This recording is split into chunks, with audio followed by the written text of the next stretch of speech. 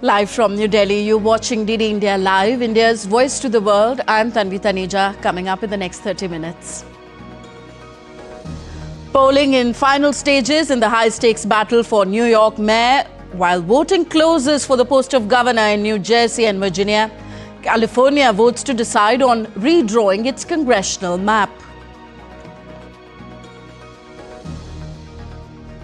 US Supreme Court to hear arguments on legality of Trump's tariffs imposed under International Emergency Economic Powers Act. Treasury Secretary to be present in the court as Trump calls the case life or death for the US. Chaos unveils at the Brussels airport after it shuts down operations due to drone sighting. Many incoming planes diverted, takeoffs delayed. In Bosnia, at least 10 dead and several injured in fire in an elderly residential home, cause of the fire being ascertained. And India's Commerce Minister Piyush Goyal to visit New Zealand to strengthen bilateral economic ties, focus on the ongoing FTA negotiations.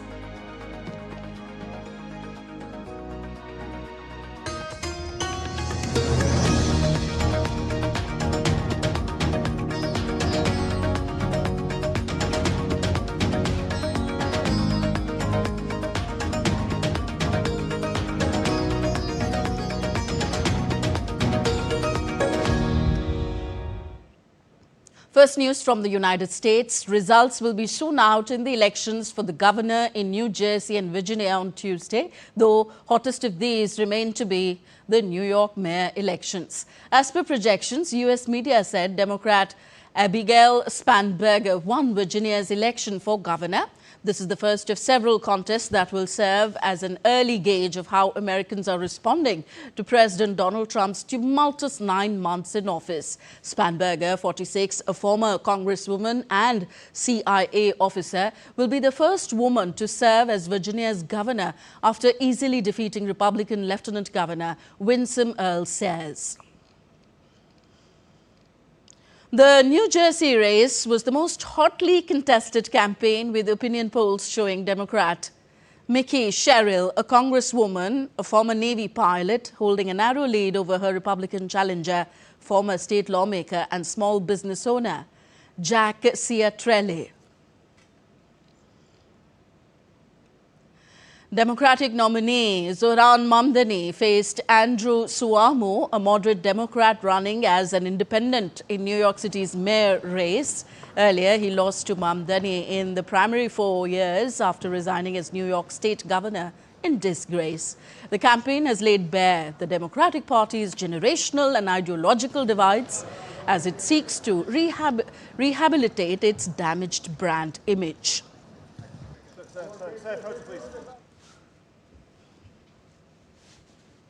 And in California, voters will decide whether to give Democratic lawmakers the power to redraw the state's congressional map, expanding a national battle over redistributing that could determine which party controls the U.S. House of Representatives after next year's midterm elections. So in interviews at the polling stations, some voters said Trump's most contentious policies were on their minds, including his efforts to deport immigrants who entered the US illegally and to impose costly tariffs on imports of foreign goods, the legality of which is being weighed by the US Supreme Court this week. Democrats were watching Tuesday's results carefully, with the party locked out of power in Washington and struggling to find consensus on the best way to oppose Trump, a Republican, and find a path out of the political wilderness. For Republicans, Tuesday's elections will test whether the voters who powered Trump's victory in 2024 will still show up when he's not on the ballot. Still with the US Supreme Court will hear arguments on Wednesday in a pair of challenges to President Donald Trump's power to impose sweeping tariffs on virtually all goods imported into the United States. The hearing marks the beginning of what could be the biggest battle yet in Trump's trade war, as the Supreme Court considers whether his use of the International Emergency Economic Powers Act to impose duties was constitutional. Various businesses and 12 US states have challenged the tariffs. They argue that Trump overstepped his constitutional authority, noting that the power to levy taxes and tariffs traditionally lies with the Congress. 3 lower courts have already ruled against the administration, finding that the International Emergency Economic Powers Act does not explicitly grant the president the power to impose tariffs. Donald Trump, on his part, has defended the administration's use of tariffs to balance global trade flows, citing years of high duties charged by other countries on US imports. He argued that his tariffs had increased US revenues and driven the stock markets to a series of record highs. After hearing arguments on Wednesday, the Supreme Court will have time until June to make a decision, following a rigorous process of arguments and discussions on the case's merits. This will be followed by a vote. US President Donald Trump called the Supreme Court hearing a matter of life or death for the United States. Trump, in a social media post, said that a favorable ruling would secure tremendous but fair financial and national security. He further said, quote, "Without it, we are virtually defenseless against other countries who have for years taken advantage of us," unquote. Trump added that the stock market is consistently hitting record highs and the US has never been more respected than it is right now. He also said that a big part of this is the economic security created by the tariffs and the deals that they have negotiated because of those tariffs. White House Press Secretary Karoline Leavitt on Tuesday expressed confidence in the administration's legal arguments regarding President Trump's tariff policies, emphasizing their necessity for national security and economic leverage. The White House is always preparing for Plan B. It would be imprudent of the president's advisors not to prepare for such a situation. With that said, we are 100% confident in the president and his team's legal argument in the merits of the law in this case, and we remain optimistic that the Supreme Court is going to do the right thing. The importance of this case cannot be overstated. The president must have the emergency authority to utilize tariffs. The US government shutdown, meanwhile, entered its 35th day on Tuesday, matching a record set during Donald Trump's first presidency, as his administration warned of potential chaos at airports going into one of the busiest travel periods of the year. The federal closure appears almost certain to become the longest in history. The government has been grinding to a halt since Congress failed to approve funding past September 30th. And pain has been mounting as welfare programs, including aid that helps millions of Americans afford groceries, hangs in limbo. About 1.4 million federal workers, from air traffic controllers to park wardens, have been placed on enforced leave without pay or made to work for nothing. The Trump administration sounded the alarm on Tuesday over turmoil at airports nationwide if the shutdown drags into the 6th week, worsening staff shortages, snarling airport lines and closing down sections of airspace. More than 60,000 air traffic controllers and Transportation Security Administration officers are working without pay. Thanksgiving air travel is expected to set a new record this year. White House has warned that increasing absenteeism could mean chaos at the check-in lines. Belgium's Brussels and Lille airports were closed Tuesday evening after drone sightings, diverting many incoming planes and preventing others from taking off. A spokesperson of the Belgian Air Traffic Control Service confirmed shortly before 1900 hours GMT that a drone was seen near Brussels airport, which was then closed as a security precaution. Belgium's busiest airport reopened after 2 hours of disruption, but it was closed again after more drone sightings It was unclear when the flights would resume. The national carrier Brussels Airlines said 15 outbound flights were unable to take off, while 8 incoming flights were diverted to other airports. The incident followed drones seen over a Belgian military airbase during the weekend. Defence Minister Theo Franken told that Tuesday's incident appeared to be carried out by professionals intent on destabilizing the country. Next, updates from West Asia. Israel confirmed on Wednesday that remains handed over by Hamas late Tuesday belonged to an Israeli-American national seized by Hamas during the October 7, 2023 attack. The Prime Minister's office in a statement said that the remains identified on Wednesday were of 19-year-old Staff Sergeant Itay Chen in the Israeli Forensic Institute in Tel Aviv. 19-year-old Chen, a dual U.S. citizen, served as a combat soldier in the 77th Battalion of the 7th Brigade. According to the information and intelligence available to the Israeli army, he fell during combat in a tank in the battle in Kibbutz Nir Oz on the morning of October 7, 2023, and his body was taken by Hamas. The handover was part of a U.S.-mediated deal under which Hamas is still to release 7 more bodies of hostages it's been holding on in Gaza for over 2 years. The terms of the truce in effect since October 10th this year requires the return of all hostages, living or dead. A UPS cargo plane bound for Hawaii crashed shortly after takeoff from Louisville International Airport in Kentucky, U.S., erupting into flames. Kentucky Governor Andy Beshear confirmed that at least 3 people were killed and 11 others injured, with the number expected to rise. The plane took off with fire on one wing and a huge fireball erupted as it hit the ground. Several buildings in an industrial area beyond the runway were on fire after the crash, with thick black smoke rising into the evening sky. Louisville Metro Emergency Services said it had issued a shelter-in-place order for all locations within 5 miles of the airport. Louisville Mayor Craig Greenberg stated that the plane was carrying a large amount of fuel. While on social media platform X, the U.S. Federal Aviation Administration stated that the cause of the crash is under investigation by FAA and the U.S. National Transportation Safety Board.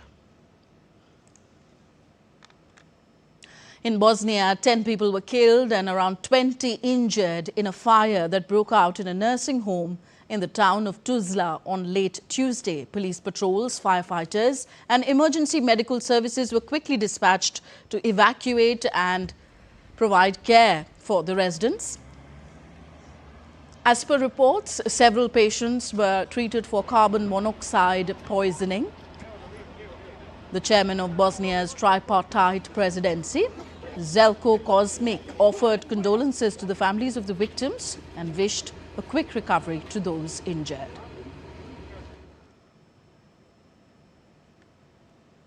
Still to come on this edition of DD India Live. The birth anniversary of Guru Nanak Dev Ji, the first Sikh Guru and founder of Sikhism, being celebrated today. The divine festival of lights dedicated to Lord Shiva, Dev Deepawali, also being celebrated today. And young Indian chess supermasters in action at the FIDE Chess World Cup 2025 underway in Goa.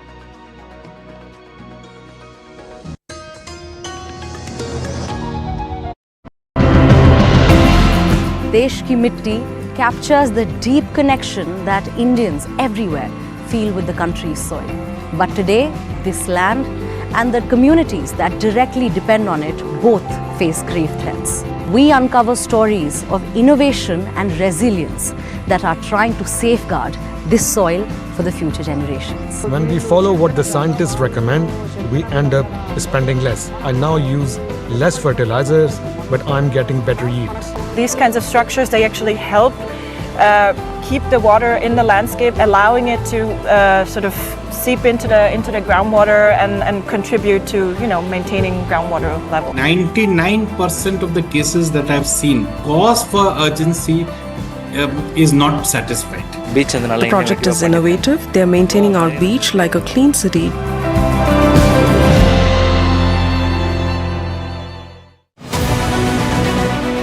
This week on Defence Dynamics, we decode Astra Mark II, why it is India's next generation air dominance weapon, what makes this missile a true game changer. We analyze the force multiplier in the sky, India's mid-air refueling aircraft and their critical role in sustaining air power.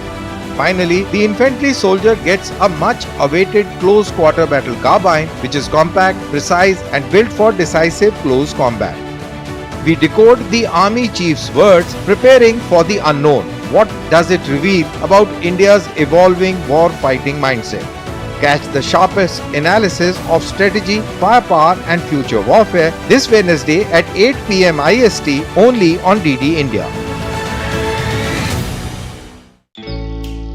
Jharkhand will mesmerize you with majestic nature, rich heritage and colorful culture. Johar. It fits perfectly. Thank you. Full workout ho gaya. Ready?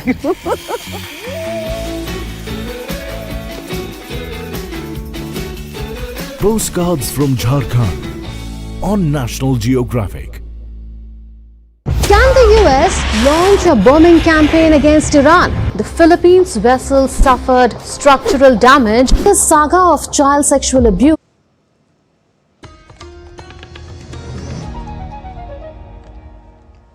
Welcome back. You're watching DD India Live. I am Tanvi Taneja.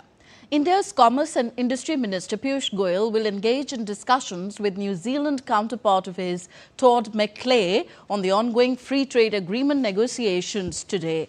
The visit reflects the shared commitment of both countries to expedite the free trade agreement FTA process and build a more comprehensive and mutually beneficial economic partnership. The fourth round of India-New Zealand FTA negotiations commenced in Auckland on 3rd of November, marking an important step in deepening the bilateral trade and economic dialogue between the two countries. During the visit, Minister Goyal will participate in a series of high-level engagements aimed at strengthening trade, investment, innovation linkages between India and New Zealand. A New Zealand-India Business Forum will also be held in the afternoon in Auckland, followed by a community interaction event with members of the vibrant Indian diaspora.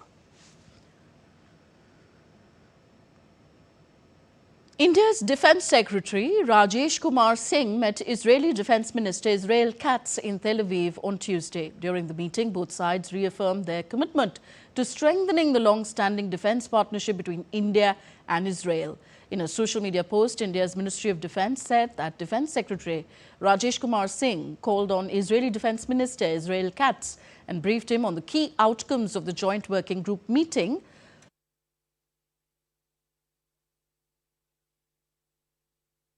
The Joint Working Group meeting was aimed at further strengthening the robust and enduring defence cooperation between India and Israel.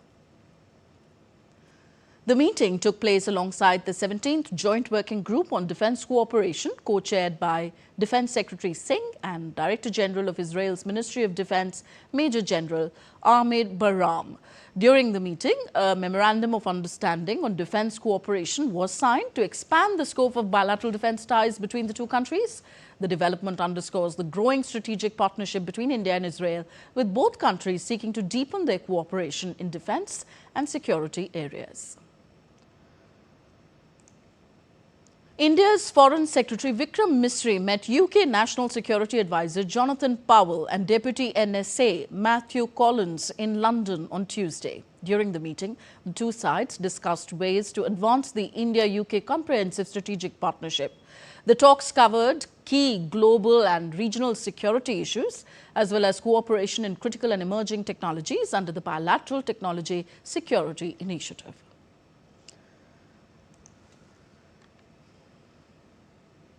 And next, news of the festivities in India. Guru Nanak Jayanti, also known as Gurpurab, is being celebrated today, marking the birth anniversary of Guru Nanak Dev Ji, the founder of Sikhism and the first of the 10 Sikh Gurus. It is an occasion of worship, remembrance and spiritual enlightenment. Sikhs across the world honor the teachings of Guru Nanak Dev Ji, whose message of oneness of God, love and compassion remains one of humanity's most profound moral guides.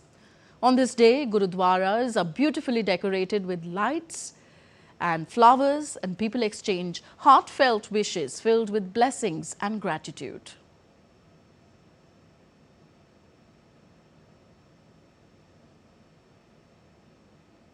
Deepawali, also known as the Festival of Lights of the Gods, is being celebrated today. It is said that the sacred full moon on the night of Deepawali marks the end of the Hindu month of Kartik, when the gods are believed to descend to bathe in the Ganges. The ghats of Uttar Pradesh's Varanasi illuminate with millions of diyas, creating a celestial sight that draws devotees and travellers from across the world. The ritual, which is held 15 days after Diwali, is state's grandest soft power showcase, a convergence of faith, art and enterprise into a global cultural brand that reflects the state's growing confidence. And on to some sporting action now. The second round of the FIDE Chess World Cup 2025 commenced on Tuesday in Goa, with 17 Indian players still in contention. The top 50 seeded players, including 8 Indians, received byes in the opening round. The second round also sees the return of the top seed and current world champion D. Gukesh, India's number 1 Arjun Erkiasi and third seed R. Pragnananda. Leaving aside Magnus Carlsen, Hikaru Nakamura, Fabiano Caruana and Alireza Firoza, who for one reason or another decided to skip the event, practically all the world's top 100 are participating in the tournament. The opening round saw the exit of reigning women's world champion Divya Deshmukh, the only female wildcard in the event.